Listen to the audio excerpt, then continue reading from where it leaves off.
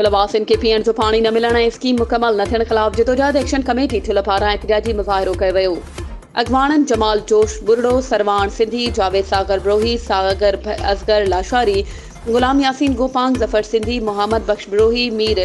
फैज़ सुमरो ऐं ॿियनि चयो त हिन जदीद दौर में ॿिए शहर जा रहवासी पीअण जे मिठे पाणी जी सहूलियत खां महरूम बणियल आहिनि। 12 साल अॻु 58 करोड़ रुपयनि जी लाॻत सां पाणी जी स्कीम मंज़ूर थियल हिन महल ताईं मुकमल न थी सघी आहे। हुननि इल्ज़ाम लॻाईंदे चयो त मिठे पाणी जी स्कीम जे नाले ते आयल पैसनि में करप्शन कई वई आहे, पर अफ़सोस जो हिन महल ताईं का बि आला अख़्तियारनि खां मुतालबो कयो त ठुलवासियुनि खे पीअण जो साफ़ पाणी फ़राहम करे